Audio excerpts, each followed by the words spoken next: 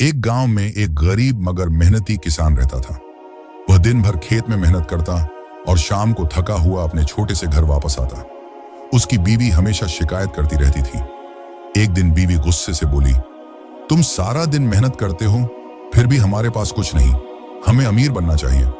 किसान ने नरमी से जवाब दिया, रिज्क अल्लाह देता है, हमें मेहनत और सब्र करना चाहिए। बीवी ने तंज से कहा, सब्र से कभी कोई अमीर नहीं बना, तुम्हें कोई आसान तरीका तलाश करना चाहिए। अगले दिन किसान जंगल के पास खेत में काम कर रहा था कि अचानक रोशनी सी हुई और एक परी उसके सामने जाहिर हुई। परी ने मुस्कुराकर कहा, मैं तुम्हारी मेहनत से खुश हूं, मांगो, क्या चाहते हो? किसान ने आजीजी से कहा, मुझे बस इतना रिज्क दे दो कि मेरा घर आराम से चल सके। परी ने उसे एक सुनहरी सिक्का दिया और कहा, यह जादुई सिक्का है, इसे समझदारी से इस्तेमाल करना।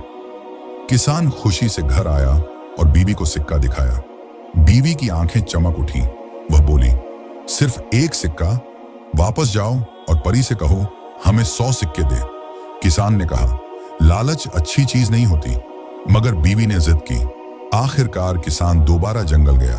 परी फिर जाहिर हुई और बोली, क्या तुम्हें और चाहिए? किसान ने सर झुकाकर कहा, नहीं, मैं बस यह सिक्का वापस करने आया हूं। मेरी बीवी लालच में आ गई है और मैं नहीं चाहता कि लालच हमारे सुकून को खत्म कर दे। परी मुस्कुराई और बोली, तुमने बहुत बड़ी बात समझ ली है। उसने हाथ हिलाया और कहा, जो इंसान लालच छोड़ दे, असली खजाना उसी को मिलता है। अचानक किसान के खेत सरसब्ज हो गए और फसल पहले से कई गुना ज्यादा हो गई। जब किसान घर वापस आया तो बीवी को अपनी गलती का एहसास हो चुका था। उस दिन दोनों ने एक सबक सीखा, लालच इंसान को अंधा कर देता है, मगर कनात और ईमानदारी हमेशा बरकत लाती है।